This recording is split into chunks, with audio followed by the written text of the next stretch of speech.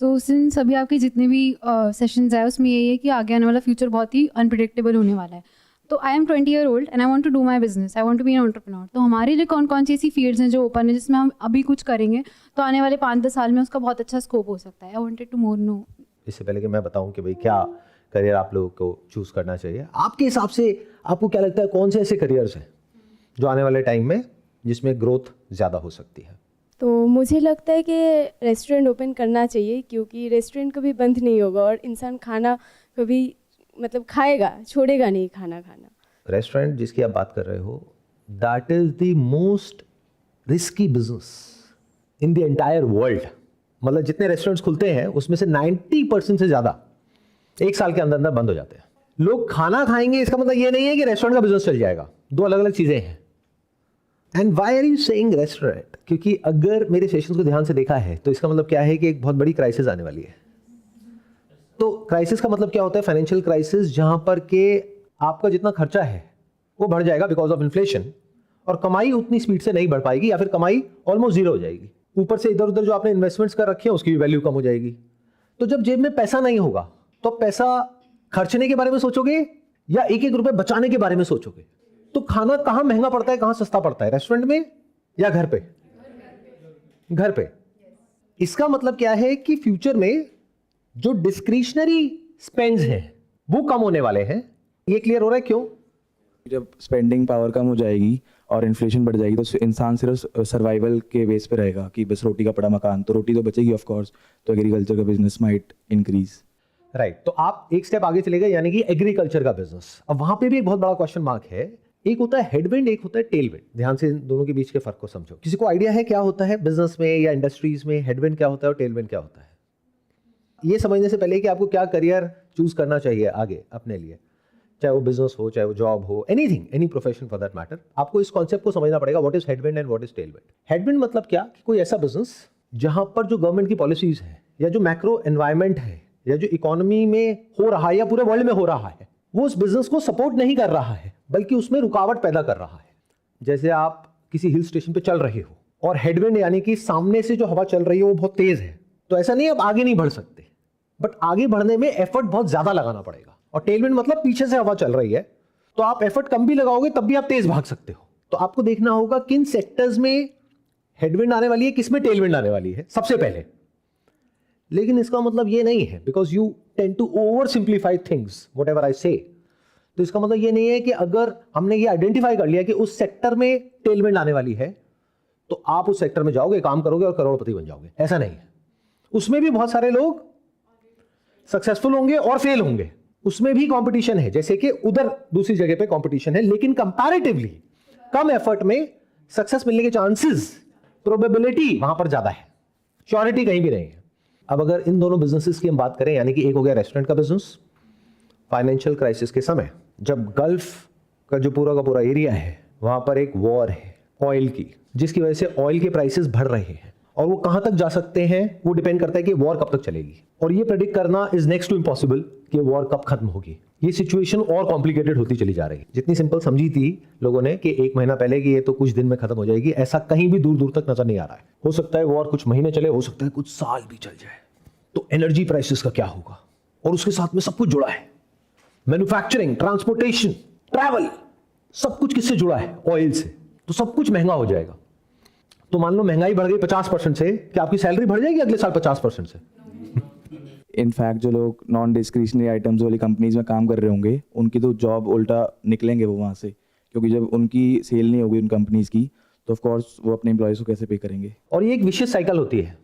जितना जो कंपनीज है वो लोगों को निकालती है उतना ही वो लोग और कंज्यूम कम करते हैं, तो कंपनीज के प्रोडक्ट्स और सर्विसेज और कम बिकते हैं, तो उनको और लोगों को निकालना पड़ता है। तो एक तरह का एक लूप बन जाता है जिसको रिसेशन कहते हैं, और जो अगर बहुत सालों तक चल जाए उसको डिप्रेशन कहते हैं। जैसे यूएस की इकोनॉमी में हुआ था द ग्रेट डिप्रेशन। तो मैं ये नहीं कह रहा ऐसा कुछ होने वाला है, बट हो सकता है। तो क्या आप उसके लिए तैयार हो? तो ध्यान से समझो जो बात मैं बोल रहा हूं।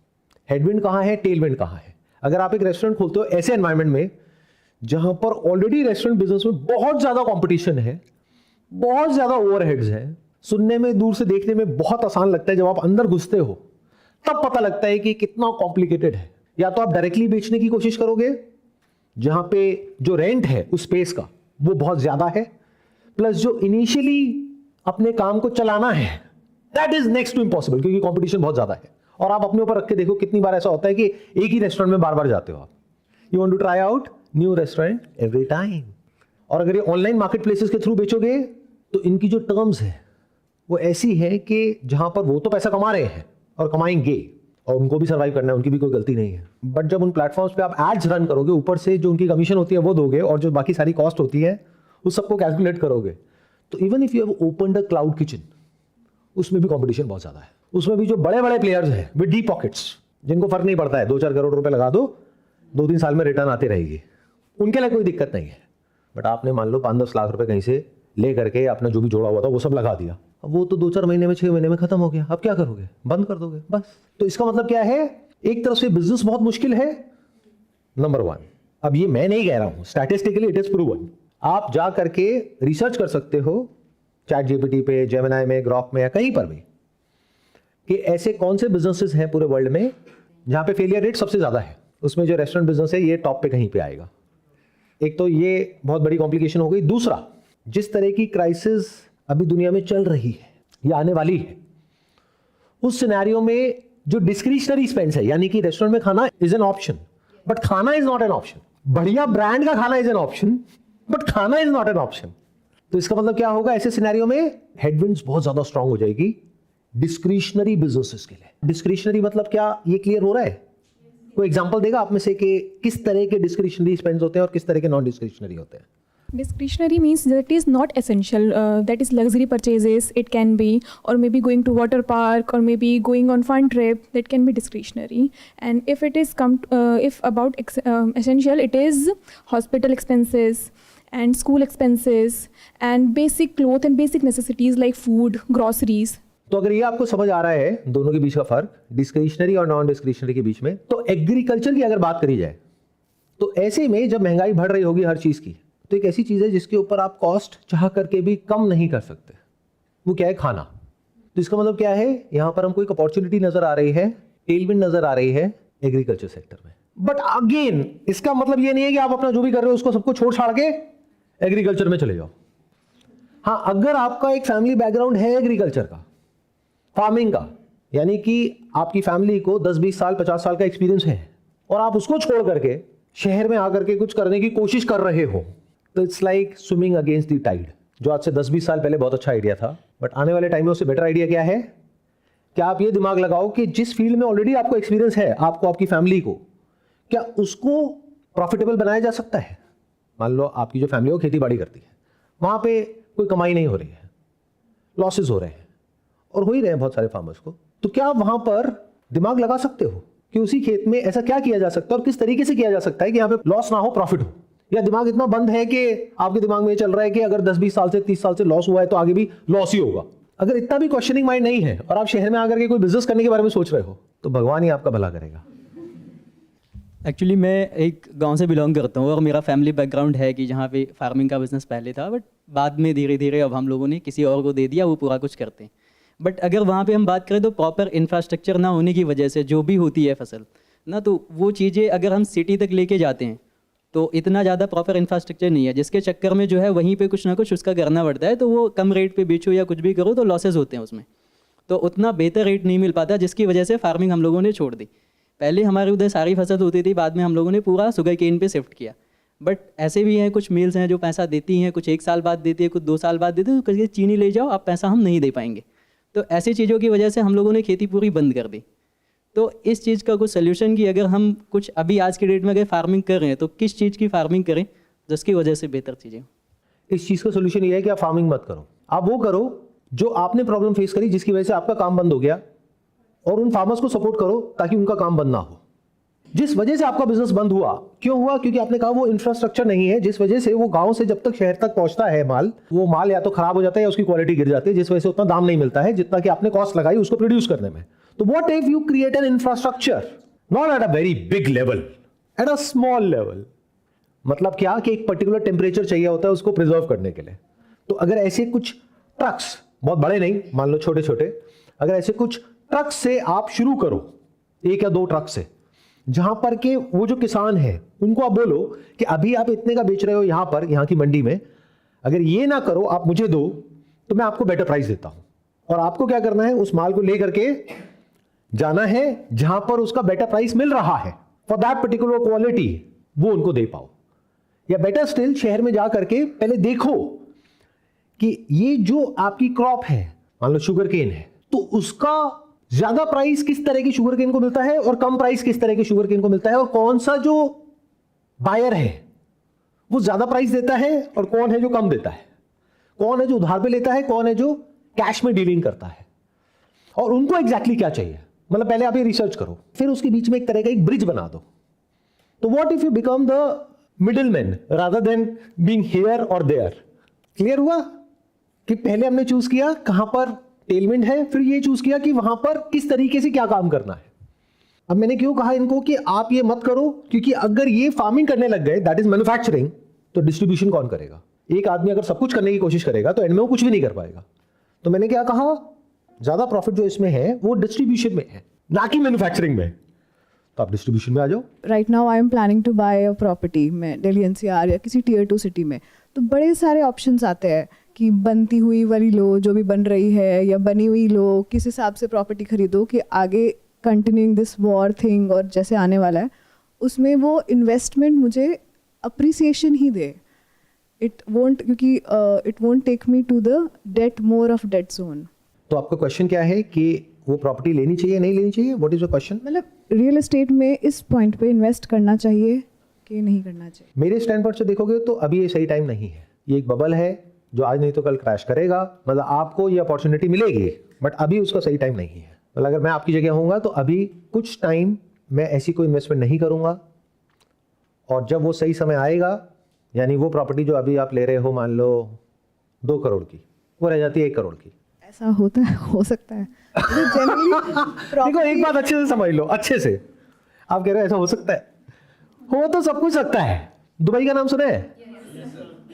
तो जिन्होंने भी दुबई में पैसा लगाया वो किस बेसिस पे लगाया? पिछले 50-60 साल लगे दुबई को अपनी एक इमेज बनाने में, through marketing and through PR and through all kinds of things, कि Dubai is the safest country in the world. आज दुबई में जिन लोगों ने रियल एस्टेट में पैसा लगाया हुआ है वो रो रहे हैं, वो कह रहे हैं भाई किसी भी दाम पे बेच दो। तो होने को तो सब कुछ हो सकता है। ऐसी ऐसी कंट्रीज है जहां पर के इतना कुछ हुआ है जिसके बारे में आपको पता नहीं है। तो अगर पता करना है कि क्या क्या हो सकता है तो you need to be more aware. In other words, जैसे कोई कुएं का मेंढक है तो उसकी सोच बस वहीं तक कन्फाइंड है, बट अगर कोई बाहर निकल जाए और देखे दुनिया में क्या क्या हो रहा है तो प्रेडिक्ट कर सकता है कि अच्छा यहां पर भी ऐसा कुछ होने वाला है। तो करियर को अगर आपको चूज करना है, फिर आप चाहे 20 साल के हो, 25 साल के हो, चाहे आपको अपने करियर को स्विच करना है, तो कैसा करियर चूज करें जहां पर के टेलविंड्स हो, यानी कि नॉन डिस्क्रिशनरी हो, जिसमें अब क्या क्या सेक्टर्स आ जाते हैं। सिर्फ फार्मिंग नहीं आता है, it is just one of the thousands of sectors which are there, अगर दिमाग खुला है तो। फार्मिंग के अलावा और क्या आ जाता है? Health care. Is it discretionary और नॉन डिस्क्रिशनरी? Non discretionary. तो हेल्थ केयर में एक बहुत बड़ी अपॉर्चुनिटी है आने वाले टाइम में। कहां पर? अफोर्डेबल हेल्थ केयर, या फिर बहुत ही लग्जूरियस हेल्थ केयर, या फिर मेडिकल टूरिज्म। बिग अपॉर्चुनिटी, क्योंकि ये जो महंगाई है, आप लोग जब मेरी बातें सुनते हो तो आप कहां तक सोचते हो? आप इंडिया तक सोचते हो। मैं बात कर रहा हूं ग्लोबल लेवल पे। ये जो क्रूड ऑयल के प्राइस बढ़ रहे हैं सिर्फ इंडिया में नहीं बढ़ रहे हैं।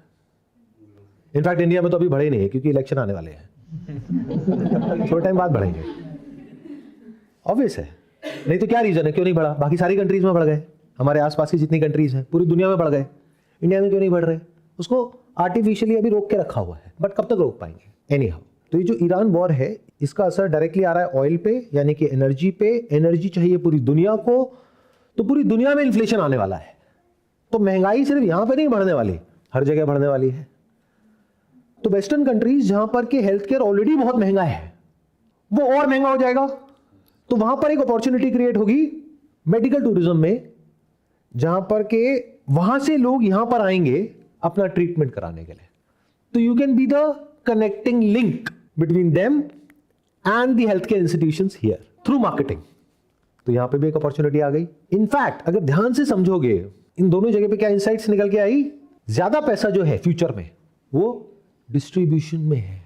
इन अदर वर्ड्स, कोई ऐसा इंसान जो डिमांड को और सप्लाई को कनेक्ट कर रहा है, जिसके पास में नेटवर्क है, जिसके पास में ऐसी एक स्किल है कि जिसका एक इंस्टीट्यूशन है, मान लो एक हेल्थ केयर का एक टॉप नॉच वर्ल्ड क्लास एक हॉस्पिटल है इंडिया के किसी कोने में, बस दुनिया में तो लोगों को पता ही नहीं है। दुनिया में लोग सर्च कर रहे हैं लेकिन वो सर्च इंजन में कहीं आ ही नहीं रहा है। तो what if you create a website with top 100 health care institutions for this particular disease in India, और वो भी आप एआई के थ्रू रिसर्च करके पता कर सकते हो कि मेडिकल टूरिज्म में सबसे ज्यादा लोग किस तरह की बीमारी के लिए आते हैं। तो स्पेशलाइज उसी के लिए अगर एक वेबसाइट बनाओ और उस वेबसाइट को एसईओ में रैंक करो पूरे वर्ल्ड में, स्पेशली वेस्टर्न कंट्रीज में, and through SEM that is search engine marketing उसको प्रमोट करो, वहां से जो ट्रैफिक आए उन लीड्स को कैप्चर करके इन दोनों को आपस में जोड़ दो, और अगर आपको एक छोटी सी परसेंटेज भी मिल जाती है तो कितना कमा सकते हो। और इसमें फायदा किसका हुआ? उनका भी हो गया, यानी कि जो हेल्थ केयर इंस्टीट्यूशंस हैं, क्योंकि वो बड़ा सेटअप लगा के बैठे हैं। आपको किसने कहा कि आप बड़ा सेटअप लगाओ, यानी 50 करोड़ 100 करोड़ रुपए लगा करके एक बहुत बड़ा एक हॉस्पिटल बनाया है, आपको किसने कहा है आपको ये करना है? बट वो करने के बाद भी उसको मार्केटिंग तो आती नहीं है, तो आप मार्केटिंग सीख लो। मार्केटिंग सीखना आज की डेट में कितना मुश्किल है? बहुत आसान है। इसलिए तो मैं कहता हूं आसान है। अगर समझ के करोगे, दिमाग से करोगे तो सब कुछ आसान है, और बिना समझे ऐसे इधर उधर कुछ भी करने लग जाओगे तो बहुत मुश्किल है। यानी प्रॉब्लम को समझो, उसका सोल्यूशन निकालो। If you can do that तो काम हो गया है। So as you said कि अगर हम एक्चुअली में एनालाइज करें, like strategist guys who analyse the gaps, like यहाँ पर अपने एग्रीकल्चर में गैप को एनालाइज किया, और जो स्ट्रैटेजिस्ट होते हैं जो ये गैप्स को एनालाइज करें और उसके बाद feasible solution, like you know like the golden triangle rule, the price value and now the distribution is pending here. Those people who can think about the strategy, who can create that strategy, are also like going to boom in this coming world. Why not? और देखो इसी से related एक और business model निकल के आ गया। वो क्या है? अब आपने कहा कि ना तो मेरे को मार्केटिंग में इंटरेस्ट है, ना मेरे को मैन्युफैक्चरिंग में इंटरेस्ट है, ना मेरे को कंज्यूमर बनने में इंटरेस्ट है। मेरे को तो मजा आता है इस तरह की स्ट्रैटेजीज बनाने में, इस तरह की रिसर्च करने में, ऑन ग्राउंड जा करके कि ऐसे क्या क्या गैप्स हैं, क्या क्या अपॉर्चुनिटीज हैं। क्योंकि हर इंसान आज की डेट में अपॉर्चुनिटी ढूंढ रहा है पैसा कमाने की। बहुत सारे लोग इस वजह से क्योंकि उनकी नौकरी चली गई है, बहुत सारे लोगों को नौकरी नहीं मिल रही है, बहुत सारे लोग ऐसे हैं जिनको एक पर्टिकुलर फील्ड में एक्सपीरियंस तो है लेकिन ग्रोथ रुक गई है, तो they want to do something on their own. तो what if you create a YouTube channel जहां पर आप प्रॉपर रिसर्च करो, और रिसर्च करके उन वीडियोस को अपलोड करो जहां पर आप बताओ कि देखो इस फील्ड में ऑन ग्राउंड जा करके, जैसे न्यूज रिपोर्टिंग होती है जहां पर वो ऑन ग्राउंड जा करके एक प्रॉब्लम को समझते हैं फिर दुनिया के सामने रखते हैं। What if you go on ground and understand the problems of these farmers or these healthcare institutions, और उसको YouTube पर अपलोड करो और दिखाओ कि देखो ये वो प्रॉब्लम है जो ये लोग फेस कर रहे हैं। तो इस तरह के कंटेंट में लोग इंटरेस्ट लेंगे या नहीं लेंगे? ऑल्दो सेगमेंट बहुत बड़ी नहीं होगी, इस तरह की वीडियोस पे आपके करोड़ों व्यूज नहीं आएंगे, पर जो सेगमेंट होगी वो बहुत ही टारगेटेड होगी। And in this you can make videos even in English also, क्योंकि आपकी जो ऑडियंस है that could be global. For example, you tap this segment of medical tourism and create a dedicated YouTube channel for medical tourism, and you go to all these places, same जिस तरीके से travel vloggers करते हैं। आपको पता है उनको कितनी कमाई होती है और कैसे होती है? ये जो होटल्स हैं इनके पास में हमेशा आइडल कैपेसिटी होती है, मतलब कि हमेशा ऐसा नहीं होता कि उनके रूम्स भरे पड़े हैं। कभी ऐसा भी होता है कि सारे रूम्स फुल हैं, बहुत बार ऐसा भी होता है कि बहुत सारे या सारे रूम्स खाली पड़े हैं। तो इनको क्या चाहिए? इनको डिस्ट्रीब्यूशन चाहिए। तो डिस्ट्रीब्यूशन कैसे मिलता है? ये ढूंढेंगे ऐसे ट्रैवल ब्लॉगर्स को जिनके चाहे फॉलोअर्स कम हो लेकिन उनकी रीच अच्छी हो और कंटेंट की क्वालिटी अच्छी हो। वहां ये मैटर नहीं करता कि आपके कितने लाख या कितने करोड़ फॉलोअर्स हैं, ये मैटर करता है कि उस नीश में आप कितने स्ट्रांग हो, मतलब लोग आपको कितना ट्रस्ट करते हैं। तो ऐसे फॉलोअर्स को ये होटल्स और रिजॉर्ट्स रीच करते हैं और कहते हैं कि आप आ जाओ हमारे यहाँ पे, 3 दिन 4 दिन रहना, खाना पीना, फ्लाइट, ये वो सब फ्री, सब हमारी तरफ से, ऊपर से हम आपको पैसा भी देंगे, ऊपर से जो आपके एफिलिएट लिंक के थ्रू कोई क्लिक करके आएगा उस पर आपको कमीशन भी देंगे। वो बोलते नहीं है एंड में, क्या ये नीचे लिंक है, अगर आप ये मेरा कोड डालेंगे तो आपको 10% डिस्काउंट मिलेगा। आपको 10 मिलता है, 10 उनको भी मिलता है। सो इस तरीके से अगर आप मेडिकल टूरिज्म में करो, आई एम नॉट श्योर अभी इंडिया में कोई कर रहा है नहीं कर रहा है, but it's a big opportunity. देखा कैसे एक अपॉर्चुनिटी निकल करके आई। अब ये ओवरनाइट नहीं हो जाएगा। आप लोगों की प्रॉब्लम क्या है? Because you want overnight success, and that is the biggest difference between smart money and dumb money, smart people and dumb people, as harsh as it may sound. नहीं, स्मार्ट मनी और dumb money में क्या फर्क होता है? यानी आपके पैसे में और जो स्मार्ट इंस्टीट्यूशनल इन्वेस्टर्स हैं, गवर्नमेंट्स हैं, सेंट्रल बैंक्स हैं या फंड्स हैं, हेज फंड्स हैं, उनमें और आपकी स्ट्रैटेजी में क्या डिफरेंस होता है? अगर फंडामेंटली समझोगे तो क्या होता है, you always go by your gut feel. Gut मतलब क्या? पेट। पेट आप सबका खराब है। एक का भी बता दो अगर ठीक है तो। आयुर्वेद में बोलते हैं हर बीमारी की जड़ क्या है? पेट। पेट आप सबका खराब है, मतलब गट फीलिंग, जो भी आपकी फीलिंग है वो सबकी खराब है। बट जो स्मार्ट लोग होते हैं या smart money, they never go by gut feel, they go by data and they stick to it with a long term perspective. Gut feeling में क्या होता है? शॉर्ट टर्म में आदमी उछलने लग जाता है या परेशान होने लग जाता है। फॉर एग्जाम्पल सोना चांदी ले लिया, प्राइस ऊपर बढ़ गया तो they start acting as if they are the kings and queens of the world, कि उनसे ऊपर तो कोई है ही नहीं दुनिया में। अरे भाई मैंने तो इतना कमा लिया, उतना कमा लिया। कहाँ कमाया है? बेचा तूने? नहीं बेचा नहीं है, कमा लिया। कहाँ कमाया? पेपर भी तो कमाया। कमाएगा तो तब ना जब बेचेगा। फिर कुछ दिन में नीचे आ गया, अरे मैं लुट गया, मैं बर्बाद हो गया। अरे बंधु पहले देखता तूने कितने का खरीदा और कितने का आज है, उसके बेस पे बोलना। लिया 100 रुपए का, बट उसकी जो वैल्यू है मार्केट में वो पहुंच गई 200 रुपए। आज मान लो 150 का है और हो रहा है 200 का 150 हो गया। अरे नहीं भाई, 100 का 150 हुआ है। इसको बोलते हैं डम मनी, डम investors. They always look at short term fluctuations. छोटा सा कहीं पे कोई इन्वेस्टमेंट कर देंगे और 24 घंटे बैठ करके देखते रहेंगे, प्राइस ऊपर गया नीचे गया, प्राइस ऊपर गया नीचे गया। प्राइस को क्यों देख रहा है? फंडामेंटल्स को देखना, क्या वो चेंज हुए? उसको कभी देखता नहीं है। मेरी गट फीलिंग कह रही है कि प्राइस बहुत बढ़ गया है, इसको भेज दो। अरे भाई तेरा गट खराब है, इलाज करा, है ना? तो ये जो बिजनेस अपॉर्चुनिटी अभी अभी हमको नजर आई, मतलब आपको भी आई, मेरे को भी आई, और बहुत सारे लोग जो इस वीडियो को देखने वाले उनको भी आई। क्या सब करने लग जाएंगे? ऐसा लगता है आपको? लाखों में से कुछ करेंगे, उनमें से भी कुछ उस पर टिकेंगे 2-3 साल तक। लेकिन जो टिक गए वो कितना पैसा कमा सकते हैं, उसकी अपर लिमिट मुझे समझाओ। And also, sir, the thing that you mentioned about SEO and that is also, transformed to GEO now, because आजकल लोग Google सर्च नहीं करते, AI सर्च करते हैं। तो they go to ChatGPT or Grok or Gemini, and due to that, the businesses are not found on the websites now; they are found inside the. Exactly. You can call it AI optimization. You can call it AI marketing. In fact, you can start a new agency by the name of AI marketing. SEO के ऊपर देखो कितनी सारी companies बनी हैं जो कहती है कि आपकी वेबसाइट को हम ऑप्टिमाइज करेंगे फॉर सर्च इंजन्स। आज सर्च इंजन को यूज कौन कर रहा है? सब तो चैट जीपीटी को और ऐसे जो और प्लेटफॉर्म है उसको यूज कर रहे हैं। उसके लिए क्या आपकी वेबसाइट ऑप्टिमाइज है? नहीं। तो उसको आप ऑप्टिमाइज करोगे, जो अभी कोई कर ही नहीं रहा है। तो you get the first mover advantage in that particular segment, और उसके लिए आप एक स्पेशलाइज एजेंसी बना सकते हो। तो you will have an edge over those agencies जो पहले एसईओ कर रही थी और आज कहते हैं कि हम ये भी कर रहे हैं और हम वेबसाइट भी बनाते हैं, हम ये भी करते हैं, वो भी करते हैं। तो ऐसे इंसान की बजाय जो बिजनेसेस हैं वो उसको प्रेफर करेंगे जो स्पेशलाइज्ड है एक पर्टिकुलर डोमेन में। आप कहोगे कि इस पर्टिकुलर डोमेन में हमसे अच्छा और हमसे ज्यादा एक्सपीरियंस्ड और कोई नहीं है। बट अगेन उसमें भी अगर सक्सेस चाहिए तो 2-3 साल लगेंगे, तो टिकना आना चाहिए ना। ऐसे ही कोई भी काम होता है तो उसमें टिकना आना चाहिए। इन्वेस्टमेंट है वहां पर टिकना आना चाहिए, करियर है वहां पर टिकना आना चाहिए, फ्लक्चुएट नहीं होना होता है। एक बार एक चीज अच्छे से समझ आ जाए तो you have to stick to that strategy. Your decisions must be driven by strategy, not your gut feel, not by greed और फियर। ऑल्दो हम बात कुछ करियर की कर रहे हैं, लेकिन अगर आपको फंडामेंटल समझ आ रहे हैं, अभी मैं क्या करने की कोशिश कर रहा हूं, मैं आपको ये नहीं बता रहा कि क्या करना है क्या नहीं करना है, मैं आपको ये बता रहा हूं सोचते कैसे हैं। और अगर वो समझ आ गया तो अभी हमने 2-3 करियर की बात करी है, बट ऐसे हजारों करियर और आप फिगर आउट कर सकते हो अगर आपको समझ आ गया है तो। हम यहाँ करियर की बात कर रहे हैं, like since the early I went to job for 10 years now. तो अब my career I won't say stable, क्योंकि कुछ भी स्टेबल नहीं है, बट मैं आज की डेट में मेरे पास सेविंग्स भी इनफ हैं। अब मैं चाह रही हूँ कि मैं किसी स्किल डेवलप करने में इन्वेस्ट करूँ, या मैं उसमें कोई अपने एसेट्स क्रिएट करूँ जो after 10 years down the lane जो मुझे रिटर्न दे पाए। मैं उस स्टेज पे हूँ। So I can invest learning something new also, maybe to my field, or anything which we are discussing right now, or probably investing into some assets. तो आपका अभी क्या बैकग्राउंड है, अभी आप क्या करते हैं? मैं बाय क्वालिफिकेशन तो सीए हूँ। तो सीए से रिलेटेड आप ये देख सकते हैं कि एआई का उसमें क्या रोल है, क्योंकि 2 तरह के लोग हैं दुनिया में। एक वो जब भी कुछ नया आता है तो they always go in denial mode, AI तो ये नहीं कर सकता, एआई तो वो नहीं कर सकता जो सीए कर सकता है। दूसरे तरह के लोग कौन से होते हैं? वो हार्डली 1-2% ही होते हैं।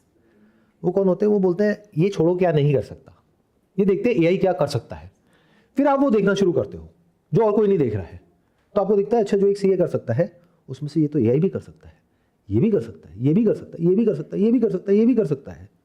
फिर धीरे धीरे आप एक ऐसे स्पेस में पहुंच जाते हो विच टेक्स टाइम, 6 महीने, 1 साल, 2 साल, जब आप कुछ ऐसा कर सकते हो जो सिर्फ इंडिया में नहीं पूरी दुनिया में कोई भी और इंसान नहीं कर सकता, because you develop something ahead of time, समय से पहले आप कुछ ऐसा सीख गए हो जिस तरफ अभी लोगों का ध्यान भी नहीं है। क्योंकि अभी एआई जो चार्टर्ड अकाउंटेंट्स हैं उनको पूरी तरह से रिप्लेस नहीं कर सकता, इसीलिए वहां पर अपॉर्चुनिटी है। What if you create an agent which is better than a chartered accountant and you give access of it to these big 4 or big corporates or even small and mid-sized firms? Why not? And who can do better than you? I cannot, because I'm not a CA. Sir, my question is, why do you prefer silver over agriculture fertile land? I never prefer that. किसने कहा कि मैं नहीं prefer sir, करता हूँ? I was just doubtful that क्योंकि मेरा कोई फार्मिंग में एक्सपीरियंस नहीं है ना, मैं एग्रीकल्चर लैंड लेके क्या करूंगा? अगर मान लो आपकी कहीं पर कोई लैंड है, उसके साथ वाली लैंड मैंने ले ली, अब मैं तो वहां पे जाऊंगा नहीं, मैं तो रहूंगा नहीं, और आपने उस पर कब्जा कर लिया, तो मैं क्या करूंगा? इससे बेटर ये नहीं है कि मैं सिल्वर ETF लेकर के आराम से सो जाऊं रात को। आप समझ रहे हो मेरी बात? तो ऐसा नहीं है कि वो बेटर है, वो बेटर है। ये देखना होता है कि आपका क्या बैकग्राउंड है, उसके हिसाब से आपको डिसाइड करना है। फॉर एग्जाम्पल, आप कहीं किसी ऐसी जगह पे रहते हो जहाँ पे थेफ्ट बहुत ज़्यादा है, तो अब वो आपकी लैंड चुरा के तो नहीं भाग जाएगा, तो वहाँ पे आप लैंड ले लो। अगर वहाँ पे एग्रीकल्चर से आपको लगता है कि आप पैसा कमा सकते हो, तो अगर नहीं कमा सकते और इन्वेस्टमेंट के लिए ले रहे हो, तो दैट्स स्पेक्युलेटिव एसेट। कोई भी एसेट ऐसा जिसको आप खरीदते हो सिर्फ इस वजह से क्योंकि उसका दाम बढ़ेगा आने वाले टाइम में, सो उसमें कोई स्टोर ऑफ वैल्यू नहीं है, उस एसेट की अपने आप में कोई वैल्यू नहीं है। That's like a pyramid scheme where greater fool theory comes into play, कि आपको आपसे बड़ा बेवकूफ कोई चाहिए उसको खरीदने के लिए, उसको ये दिखाना पड़ेगा देखो इसका दाम कितना बढ़ेगा, अब उसको दिया, अब उसको दिया, अब उसको दिया, अल्टीमेटली वो कोलैप्स कर जाता है। You got the answer? आपको मिला? तो ऐसा नहीं है कि ये बेटर है वो बेटर है। जी sir, cause I did my probability, I did my maths, like in year 2003, my father and my grandfather bought a, like let's say X amount of land for 3.5 lakh per acre, and today it's worth 50 lakh per acre, sir. So it's more, it has grown exponentially. Although it's a hyperinflation nowadays, but it has grown exponentially. Moreover, it has given a, let's say, a lease, whatever called rental yield also, sir. ध्यान से समझना, आप लोग किस तरीके से सोचते हो, आप पास्ट के बेस पे सोचते हो। जरूरी नहीं है जो पास्ट में हुआ वही फ्यूचर में भी होने वाला है। पास्ट में पिछले 20-25 सालों में जो रियल एस्टेट है वो बहुत तेजी से बढ़ा है। जो आप कह रहे हो उसकी वैल्यू बढ़ गई 15 से 20 गुना, लेकिन इसका मतलब ये नहीं है कि अगले 10-20 साल में भी उसकी वैल्यू 10-15 गुना या 20 गुना बढ़ जाएगी। हो सकता है 10 गुना कम हो जाए। क्या उसके लिए आप तैयार हो? इफ यू से नो, तो you are in a speculative asset, that is not land. दोनों फर्क देख पा रहे हो? But if you are buying land, क्योंकि उसकी जो प्रोडक्टिविटी है वो बहुत अच्छी है और वहां पर कुछ ऐसा उगाया जा सकता है जिसकी वैल्यू बहुत ज्यादा है। जैसे लैंड भी सब एक जैसी नहीं होती है, कोई ज्यादा फर्टाइल होती है, कोई कम होती है, कोई बैरन होती है। तो आपने वो लैंड खरीदी क्योंकि वो बहुत ज्यादा फर्टाइल है इस वजह से, या इस वजह से क्योंकि वो मेन रोड पे है। आप समझ रहे हो मेरी बात? तो वो अपने आप से पूछो, if you are buying land क्योंकि पास्ट में उसका दाम बढ़ा और फ्यूचर में भी बढ़ने वाला है, तो आप उस स्पेक्युलेटिव बबल का हिस्सा हो जहां पर आप खुद को बहुत अमीर समझ रहे हो, लेकिन गरीब होने में ज्यादा टाइम नहीं लगेगा। क्यों? क्योंकि इंट्रिंसिकली आपको देखना पड़ेगा कि उस लैंड की क्या वैल्यू है। जैसे आपने एक ऐसी लैंड ले रखी है जो कि फर्टाइल नहीं है और सिर्फ इन्वेस्टमेंट के लिए, क्यों? क्योंकि वहां पे सब लोग ले रहे थे, आपने भी ले ली और वो बढ़ गई, तो आपने जो पैसा कमाया उसको भी और लगा दिया और ले ली, फिर और लगा दिया, फिर और लगा दिया, फिर लोन भी ले लिया, फिर यहां से भी ले लिया, वहां भी लगा दिया, अपने घर वालों का भी लगवा दिया। तो ये क्या है? ये एक बबल है, स्पेक्युलेटिव बबल, क्योंकि उस लैंड की इंट्रिंसिकली कोई वैल्यू नहीं है।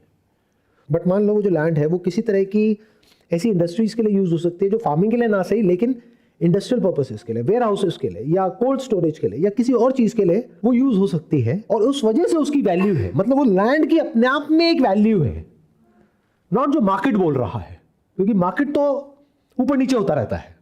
आज मार्केट कहेगा वो लैंड 50 लाख की है, जब मंदी आएगी तो वो लैंड हो जाएगी 5 लाख की। Yes, sir, it happened before. Like in 2014, the price of land was fallen down by, I guess, 10 lakh per acre. It was 25, it went again to 15, 35. It happens like it fluctuates. हाँ, और जब महामंदी आती है, एक होती है मंदी, एक होती है महामंदी, जैसे रिसेशन और डिप्रेशन, तो उस वक्त में क्या होता है कि जो भी ऐसे एसेट्स होते हैं जिसकी इंट्रिंसिकली कोई वैल्यू नहीं होती, वो सब क्रैश कर जाते हैं। उसको बबल बोलते हैं। प्राइस बढ़ रहा होता है क्योंकि प्राइस बढ़ रहा होता है, बस यही वजह होती है।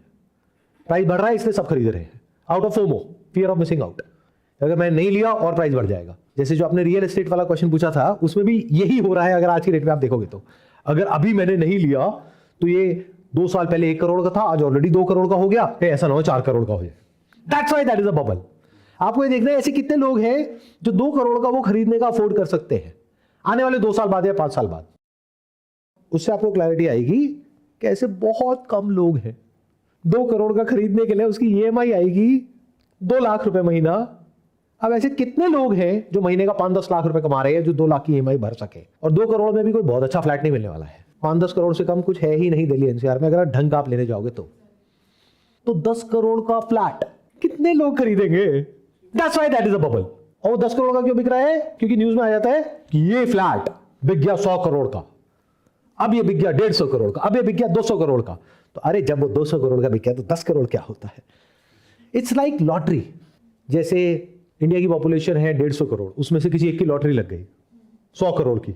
अब आप कह रहे हो देखो उसकी लग सकती है, तो आपकी नहीं लग सकती? नहीं लग सकती, क्योंकि 150 करोड़ में से एक की लग सकती है 100 करोड़ की। सबकी लग गई तो वो लॉटरी टिकट की जो कंपनी है वो बंद हो जाएगी। बट आम जनता इतना दिमाग नहीं लगाती है, वो बस भेड़ बकरे की तरह पीछे भागती रहती है। इस वजह से एंड में वो फंस जाती है। तो फाइनेंशियल प्लानिंग का जो एसेंस है वो ये है कि पहले लेवल पे अपनी स्किल पे इन्वेस्ट करो।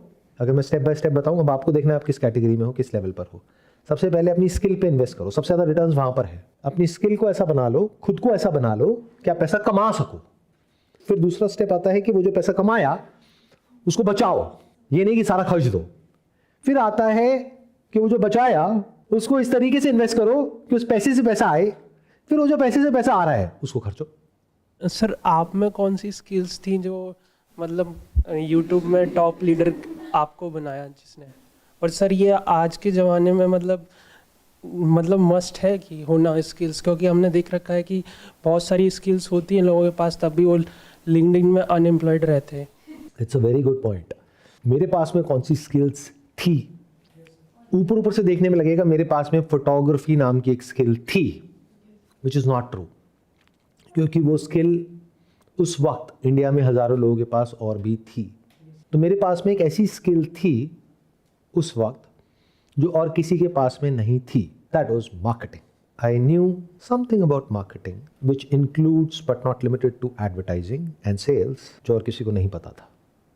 ये सबसे बड़ा सीक्रेट था मेरी सक्सेस का, ये सबसे बड़ी स्किल थी मेरी उस समय पर। और ये स्किल जितनी उस टाइम पे रेलेवेंट थी उतनी ही आज भी रेलेवेंट है।